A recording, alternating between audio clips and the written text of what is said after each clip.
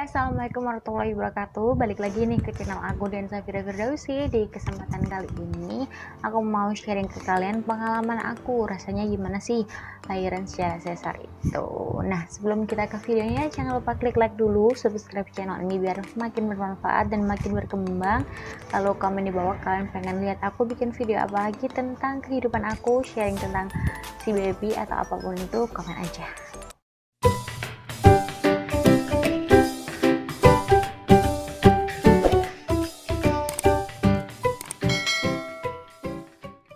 Jadi yang pertama aku rasakan ketika aku masuk ke rumah sakit itu pastinya agak deg-degan, tapi aku bawa santai aja, takut tensinya tinggi dan malah ketunda lagi nanti lahirannya dan makin membahayakan aku dan bayinya. Jadi aku relax, aku disemangatin suami aku, aku pasti bisa. Pertama dukungan moral dari keluarga dulu, terus aku datang ke rumah sakit, langsung verifikasi kamar, jadi kamarnya sudah ada apa belum. Terus setelah itu aku masuk ke ruang dokter, jadi dicek dulu nih di tensi, dicek semuanya. Ketika kita sudah ready atau siap untuk melakukan operasi, biasanya kita diinfus dulu di ruang poli. Terus setelah di ruang poli aku diinfus, baru aku dikirim ke ruang rawat inap. Karena operasinya aku sore, jadi aku menunggu. Aku waktu itu datangnya jam 9 pagi, terus ke pendaftaran, verifikasi pendaftaran selesai, dipanggil ke dokter umum, dicek semuanya. Ketika kita sudah lolos, baru kita diinfus dan dibawa ke ruang rawat inap sekitar jam 11 siang. Dari jam 11 siang itu aku sudah mulai puasa, karena aku operasinya habis maghrib sekitar jam setengah 7-an. Aku dibawa ke ruang OKA sendiri aja, jadi nggak ditungguin sama siapa-siapa loh, nggak ada suami, nggak ada ibu, nggak ada siapa-siapa deh pokoknya. Nah, setelah itu yang aku rasakan, aku disuruh ganti baju, jadi ganti baju untuk OKA atau operasi. Terus yang aku rasakan ya aku disuntik bius, karena di biusnya itu setengah, jadi nggak full. Jadi kita tuh tadinya disuruh kayak seminggu ini, jadi kan badan kita tuh gini ya, tuh gini, jadi suruh gini miring semaksimal mungkin. Di infusnya tuh disuntik di bagian tulang ekor atau punggung di sini aku malahan. Terus setelah itu beberapa detik yang aku rasakan, kaki aku sudah kayak kesemutan gitu, agak gerindingan ya, kesemutan gitu. Terus udah nggak kerasa apa-apa, berasa berat aja, kakinya nggak bisa digerakkan. Terus sebenarnya prosesnya tuh cepet banget, jadi cepet banget kayak sesuai SOP gitu, tak sekitar 10 atau 15 menit aku di dalam itu bayi aku udah keluar.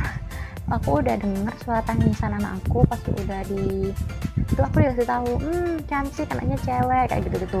Setelah itu karena aku ya masih agak gimana ya, otaknya tuh kayak kosong gitu, kosong melompong karena kena efek biusnya itu tadi. Oh iya dokter, cuma gitu aja. Terus setelah itu suami aku dipanggil buat diazanin anakku. Terus setelah diazanin aku dilanjutkan untuk penyelesaian operasinya itu, dan aku keluar dari ruang operasi kurang lebih sekitar jam sekitar setengah 8. Terus aku di ruang pulih operasi dan aku nunggu sampai sekitar jam setengah 11. Dan ketika aku keluar di ruang operasi, aku yang pertama kali aku lihat suami aku. Jadi suami aku tuh, aku tanya ke orang-orang tuh, dia khawatir banget. Alhamdulillahnya berarti dia sayang ya guys, dan dia tuh kayak nunggu di depan pintu banget, gak mau duduk, gimana nih istriku mungkin gitu ya. Nah terus yang pertama aku lihat, suami bilang, yang aku lihat itu kamu hebat, seperti itu. Aku langsung ngasihnya suami aku. Nah setelah itu aku dipindah di ruang rawat inap. Beberapa menit kemudian bayi aku sudah dibawa ke kamar aku. Nah udah seharian aku masih kerasa berat, sejujurnya masih kerasa berat di kaki. Kakinya itu susah banget digerakin gitu. Terus setelah itu belajar gerak, jadi kakinya belajar gerak. Setelah biusnya agak hilang, udah hilang, makin kerasa sakitnya nih guys. Setelah hari kedua di rumah sakit nih, barulah kerasa sakitnya, karena kita disuruh miring kanan dan miring kiri. Setelah bisa miring kanan kiri itu masya Allah sakitnya luar biasa guys. Sakitnya itu seperti gimana sih ya rasanya kalau kita kena silet, kena jarum aja sakit ya, apalagi ini yang sengaja dirobek sekitar berapa senti gitu, 15 senti atau 10 senti, ya pasti sakit dong. Kalau kalian ada yang ngejudge ibu melahirkan secara sesar itu nggak sakit, bukan ibu yang seutuhnya, bla bla bla, itu gitu aja, tutup kuping kalian, jangan didengerin, karena sejujurnya itu sakit operasinya. Kata siapa nggak sakit? Aku belajarnya itu seharian. Ketika sudah bisa tengok kanan kiri, belok kanan kiri, udah lancar, kita disuruh belajar duduk. Nah, ini juga sakit banget guys, karena kan jadinya masih belum kering, belum menyatu dengan kulit dengan sempurna, jadi otomatis sakitnya luar biasa. Tapi alhamdulillahnya lagi ada temen aku yang selalu bilang pas aku mau lahiran, sampai aku sudah selesai lahiran, dia selalu bilang kamu bisa dan kamu kuat. Dia selalu bilang kayak gitu, jadi aku semangat buat bisa. Dan di kursi rumah sakit itu kan dia ada tatakannya sini ya, jadi dia tiduran gini, jadi bisa dikit-dikit kan lah di tempat duduknya.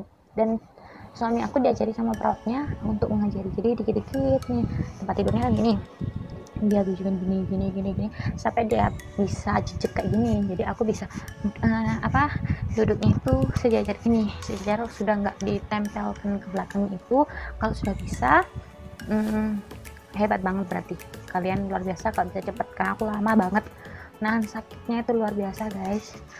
Nah, setelah udah, kita langsung belajar turun nih dari kasurnya rumah sakit, belajar turun.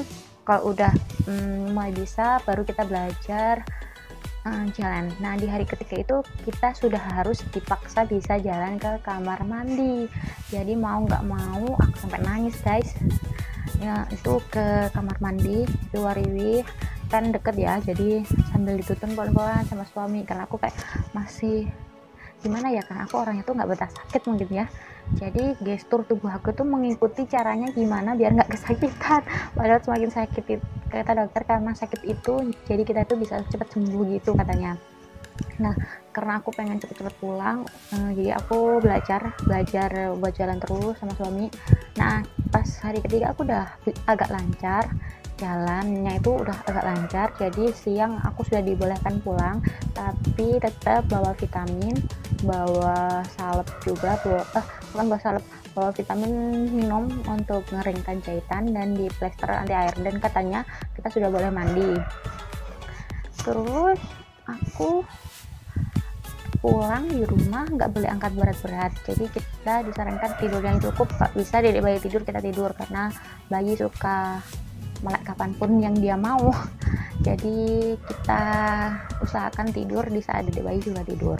Nah, aku nggak aktivitas yang berat-berat, tapi dalam 1 minggu pertama sampai aku selesai kontrol buat lepas perban yang anti air itu, plester anti air itu masih sakit banget, jadi masih nunduk-nunduk gitu.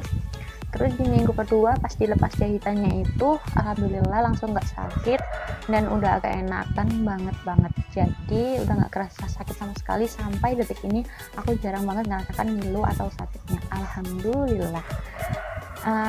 Udah sih seperti itu aja. Jadi menurut aku buat kalian ibu-ibu atau bunda-bunda yang diharuskan melahirkan secara sesar, jangan sedih, karena apapun yang terjadi di bunda, mau melahirkan secara normal ataupun secara sesar, ibu itu tetap hebat. Nah, udah sih segitu aja videoku kali ini sharingnya. Semoga kalian gak khawatir dan gak semakin parno kalau kalian mau operasi atau sudah diindikasi ada dokter yang harus kalian SC. So jangan takut, semua itu sudah ada SOP-nya dan dokter gak mungkin melakukan yang jelek untuk kalian dan dedek bayi kalian kan. Jadi mau operasi atau normal, kalian tetap good. Nah, segitu dulu video yang aku sharing ke kalian, semoga bermanfaat. Dan buat bunda-bunda yang mau operasi, semoga gak makin khawatir dan parno karena mau operasi. Kita enjoy aja, yang penting kita dan dedek bayinya selamat. So, makasih sudah nonton video ini sampai selesai. Assalamualaikum warahmatullahi wabarakatuh.